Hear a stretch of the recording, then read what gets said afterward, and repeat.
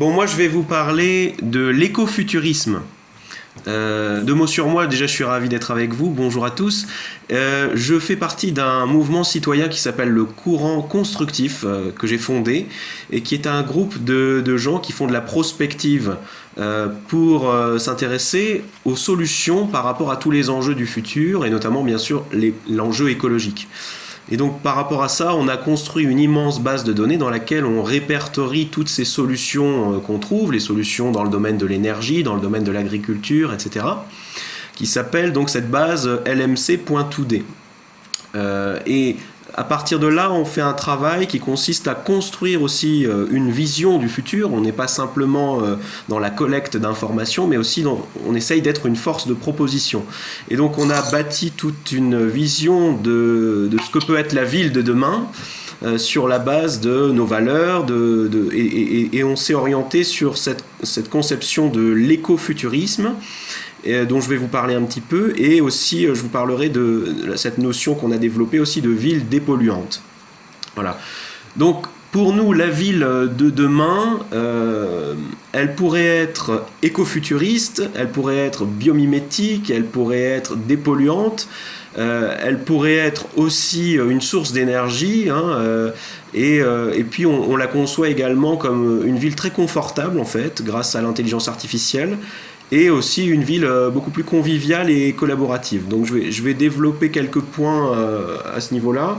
Bien sûr, vous m'arrêterez si je suis trop long.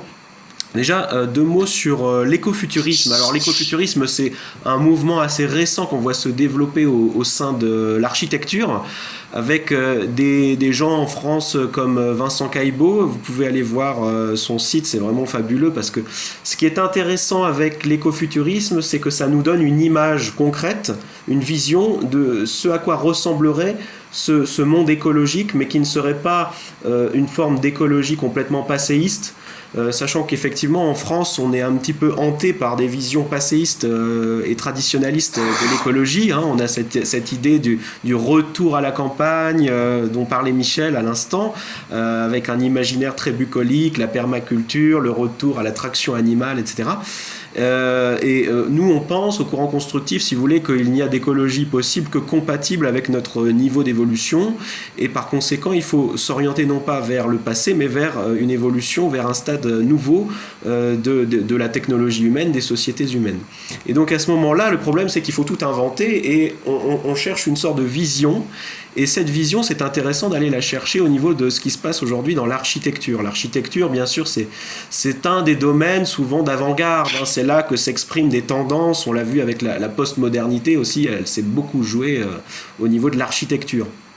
Donc moi, je viens de la philosophie aussi, j'ai oublié de vous le préciser, mais quand je regarde ces images sur les architectures de Vincent Caillebots ou de Björk Ingels, qui est un Danois qui fait aussi dans l'écofuturisme, il y a quelque chose dans ces habitations qui est nouveau, qui est vraiment nouveau. C'est-à-dire quand on regarde ça, on a l'impression de quelque chose qui est très avancé au niveau futuriste, mais en même temps d'écologique. Et ça, c'est troublant, parce qu'on a l'habitude d'opposer technologie et écologie, alors que là, c'est une fusion des deux. On a la rencontre de l'intelligence artificielle et des techniques de développement durable. Voilà, donc c'est assez troublant, parce qu'au niveau stylistique, il y a une fusion de deux choses qu'on a l'habitude d'opposer. Voilà. Après, si vous voulez, j'observe aussi que dans ces formes architecturales, il y a beaucoup de biomimétisme. Alors ça, c'est un point intéressant aussi d'un point de vue philosophique, parce que le biomimétisme, d'un point de vue philosophique, du point de vue même de la philosophie de la technique, ça correspond à quand même une mutation profonde dans la technique, dans l'essence de la technique. Il faut voir que la technique moderne s'est quand même développée comme une forme de prédation de la nature, avec un projet qui était celui de Descartes, qui était de se rendre maître et possesseur de la nature, alors que dans le biomimétisme, l'homme n'est pas tant maître et possesseur de la nature que finalement son élève. Il est son élève, donc il devient élève et co-créateur de la nature.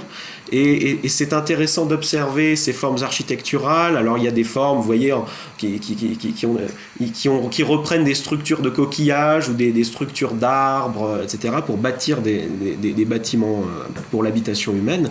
Et ces bâtiments nous laissent penser que l'être humain se réinscrit dans son environnement. Et ça, c'est quelque chose qui est significatif du point de vue philosophique, parce qu'il y a quelque chose de l'ordre d'une nouvelle manière d'habiter cette planète qui émerge et qui se traduit même à un niveau purement stylistique. Et il y a un retour de la beauté d'ailleurs dans cette architecture, je trouve.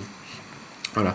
Après, pour vous parler de ce concept qu'on est en train de développer de ville dépolluante, alors la dépollution pour nous c'est un paradigme entier, hein. C'est une manière de concevoir l'écologie qui dépasse l'écologie qu'on a connue depuis 50 ans, qui est une écologie basée sur le polluer moins. Donc comment on va faire pour moins polluer, pour moins consommer, pour moins voyager, pour moins rouler, etc. Ça, c'est une écologie qui a une certaine logique, qui consiste à faire moins, et si on la déroule complètement, on aboutit à la décroissance, on aboutit à tout un tas de choses un peu réactionnaires aussi parfois. Alors que là, on est dans une logique de dépollution. Et la dépollution, pour que ça puisse avoir lieu, il faut inventer des technologies qui permettent cette dépollution. Donc ça, c'est une toute autre logique qui est beaucoup plus constructive et créative, hein. Elle fait vraiment appel au génie humain. Et alors, pour ce qui est du concept de ville dépolluante, je dirais simplement 3 choses. Il y a d'abord quelque chose qui est assez connu, hein, qui est la végétalisation des villes. Là aussi, au niveau philosophique, il y a un reformatage du rapport entre culture et nature, sachant que la modernité s'est construite entièrement sur l'idée de s'arracher de la nature, hein. On a essayé de construire un monde clos purement humain en extrayant la nature étant réduite à un peu de décoration dans les villes ou quelques parcs à fonction pour les humains, pour qu'ils puissent s'apaiser un petit peu quand même. Mais aujourd'hui, on est en train de découvrir non seulement le bénéfice physique de la nature, mais aussi son bénéfice en termes de santé psychique, parce qu'il y a plein d'études maintenant qui montrent tout l'intérêt de la nature, d'avoir un environnement naturel pour aussi la santé psychique de l'homme. Et par conséquent, il y a un retour du désir de nature qui s'observe dans les villes, on le voit par exemple à Paris, etc. Et ça donne cette dynamique de revégétalisation dans laquelle on voit que l'homme se réinscrit dans la nature, hein. On sort vraiment de cette logique un peu à la Icare, vous voyez, le mythe d'Icare, qui consiste à s'élever toujours plus haut avec ces buildings de la modernité qui ont jailli et qui ont essayé d'aller le plus haut possible. Alors on a toujours ces grands bâtiments, mais par contre ils sont devenus végétalisés. Donc il y a une réinscription de cette ascension dans la nature terrestre, et ça c'est très intéressant en termes de sens de l'habitation. Après, le deuxième élément fondamental, alors ça vraiment c'est quelque chose que j'entends presque jamais en fait, et donc je suis content de vous le partager, c'est l'idée qu'on pourrait entourer ces villes de technologies de dépollution. Aujourd'hui, la dépollution c'est tout un secteur émergent, hein, on appelle ça le CCU, et il y a quelques entreprises phares, hein, à l'international, comme Climeworks, Global Thermostat ou Carbon Engineering, qui savent capturer le CO2 atmosphérique. Et on pourrait donc imaginer que les villes soient entourées d'usines de capture du CO2 qui permettraient de les ramener à un taux d'émission soit neutre, soit même d'entrer dans le négatif, c'est-à-dire de dépolluer l'atmosphère. Et donc on pourrait très bien encercler les villes de ce genre d'usines. Maintenant, la question qui se pose, et c'est mon troisième point par rapport à ce concept de dépollution, c'est qu'est-ce qu'on fait de tout ce carbone atmosphérique qu'on va récupérer ? Et c'est là que c'est intéressant, parce que pendant longtemps, on a considéré que ce carbone atmosphérique, déjà, c'était intéressant écologiquement de le capter pour qu'il ne soit plus dans l'atmosphère, mais après, on ne savait pas trop quoi en faire. Et donc, on voulait le stocker sous le sol, alors que de plus en plus, ce qu'on observe, c'est qu'il y a tout un secteur émergent de la valorisation du carbone atmosphérique. Parce qu'il se trouve que le carbone, on peut en faire énormément de choses vraiment intéressantes et pertinentes au niveau économique. À savoir, on peut en faire du graphène, on peut en faire de la fibre de carbone, on peut en faire des carburants, on peut en faire du plastique.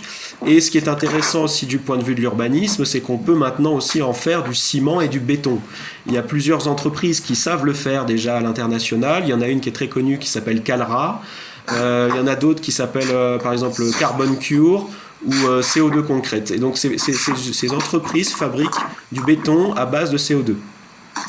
Le fondateur de Calra, d'ailleurs j'ai regardé tout à l'heure, il disait quelque chose de très intéressant, c'est que pour chaque tonne de béton, il capture une demi-tonne de CO2. Donc vous voyez un peu les proportions, c'est quand même intéressant, sachant qu'aussi économiquement ça donne un béton, un ciment qui est moins cher aussi. Voilà, donc vous voyez ce concept d'une ville qui serait pas seulement une ville qui polluerait un peu moins, mais une ville dans laquelle chaque immeuble pourrait être autant de puits de carbone en fait, qui stockerait le carbone. On pourrait utiliser aussi la fibre de carbone à plein d'endroits pour stocker encore plus de carbone, et donc on aurait des villes qui seraient dépolluantes. On pourrait aussi, dans cette logique d'une écologie positive, hein, c'est Jean Stone qui parlait très bien de cette écologie positive, pour sortir d'une idée d'une écologie où on va se restreindre, où on va se punir, etc. Une écologie positive, c'est aussi bien sûr une ville qui va produire de l'énergie. Et non pas seulement en consommer moins, mais en produire. Et donc là, on observe effectivement toute l'évolution au niveau des énergies renouvelables, hein, qui est passionnante. Maintenant, on sait faire des panneaux solaires transparents, des panneaux solaires souples. Donc on pourrait très bien imaginer que ces fameux buildings dont parlait Michel, ils seraient couverts de panneaux solaires transparents, etc. On pourrait aussi imaginer, bien sûr, toutes les villes côtières qui feraient appel aux éoliennes offshore, à toute l'énergie houlomotrice, etc. Donc il y a toute une reconfiguration énergétique des villes qui est très intéressante à suivre, avec vraiment une performance croissante de ces énergies renouvelables, hein. Donc on pourrait vraiment, on parle d'ubiquité du solaire, hein, vraiment, c'est-à-dire que le solaire est de plus en plus disponible un peu partout et ne cesse de s'améliorer. Voilà. Après, pour terminer, 2 points rapidement. Effectivement, ces villes, elles vont être aussi confortables, hein, c'est-à-dire qu'il y a quelque chose avec l'intelligence artificielle qui permet d'organiser des structures de dynamique humaine qui sont vraiment beaucoup facilitées, hein, notamment au niveau des transports, c'est très intéressant. On va voir émerger ces fameuses navettes autonomes et électriques, donc qui fonctionneront aux énergies renouvelables, hein. Il y a de très bonnes entreprises qui sont bien positionnées à ce niveau-là. Il y a des gens comme Easy Miles, Navia, il y a aussi Toyota avec ses e-palettes qui sont assez avancés sur ces navettes autonomes, et donc on imaginera, si vous voulez, que le citoyen pourra, à partir d'applications, saisir sa destination et une navette viendra le chercher, tout ça fonctionnant grâce à une intelligence artificielle. Donc voilà, il y aura aussi d'autres types de transports, hein. Il va y avoir, là, c'est en train d'arriver, il y a les taxis volants qui arrivent, il y a aussi bien sûr au niveau de tout ce qui est système de ravitaillement, il va y avoir bien sûr les robots de livraison, hein, qui là aussi sont en train d'être testés à différents endroits, en Californie, en Chine, ça y est, c'est en train de se faire, hein. Et puis il y a des formes de transport aussi qu'on connaît moins, mais qui vont aussi s'imposer, comme l'Hyperloop, qui va relier toutes les grandes villes de manière très très rapide. Et aussi il y a le Supraways qui est très intéressant, puisque c'est un transport aussi à émissions neutres qui nous a saisi notre intérêt. Et enfin, alors, un point sur lequel aussi j'entends pas beaucoup de choses, mais qui me paraît aussi intéressant à creuser, c'est la dimension sociale de ces nouvelles villes, parce que là, on va vers la sortie quand même du travail, avec cette logique de l'automatisation, si vous voulez, qui va générer beaucoup de pertes d'emplois, hein, pour les emplois salariés du moins. Et donc il va y avoir une libération de toute une masse de travailleurs qui vont pas pour autant être inactifs, ils vont s'activer mais d'une autre manière. Et donc par conséquent il y a aussi peut-être une reconfiguration des villes qui est à penser pour ces nouvelles personnes qui vont être actives mais sans emploi salarié. Donc par conséquent, il va y avoir de nouveaux espaces à concevoir qui seront des espaces collaboratifs, des espaces de coworking, des espaces de co-création, des espaces citoyens également, et qui permettront à tous ces individus émancipés du travail de pouvoir continuer des activités et se relier en réseau pour co-créer. Donc là, il y a des formes aussi à penser en termes d'interaction, de convivialité, et donc on pourrait vraiment concevoir une ville apaisée, écologiquement positive, etc. Voilà, c'est la vision qu'on essaye de développer, nous, au courant constructif, une ville éco-futuriste, dépolluante et conviviale. Voilà, je vous remercie. Je prendrai les questions s'il y en a, bien sûr. Merci beaucoup. Bah écoute, merci d'avoir organisé cette rencontre et c'est bien d'échanger effectivement sur nos visions. Moi, je sens une certaine différence parce que il y a une attitude qui est celle du prospectivisme qui consiste à étudier ce qui se passe, les signaux faibles du futur. La mienne est un petit peu différente parce qu'on a un engagement, on est engagé au courant constructif. Donc à la fois on s'appuie sur tout ce qui est en train d'émerger, mais en même temps on le valorise. C'est-à-dire qu'on dit c'est par là qu'il faut aller si vous voulez qu'on s'en sorte. Et je pense que c'est important d'être aussi dans cette énergie, pas seulement d'observateur, mais aussi d'acteur engagé au niveau intellectuel, quoi, hein. Je veux dire, on a besoin aujourd'hui, et particulièrement en France, d'acteurs engagés, de penseurs engagés, des gens qui font le lien entre l'observation et l'action. Parce que malheureusement, ce qui prend beaucoup de place dans les médias, dans le débat public, ce sont des voix qui s'expriment à partir de certaines observations et qui en déduisent certaines actions, une certaine attitude par rapport à la situation actuelle. Je fais référence à tout ce mouvement de l'effondrisme, de la collapsologie, etc. Donc on a vraiment intérêt à développer des réseaux d'intellectuels qui proposent une autre vision des choses, beaucoup plus constructive et créative. Voilà.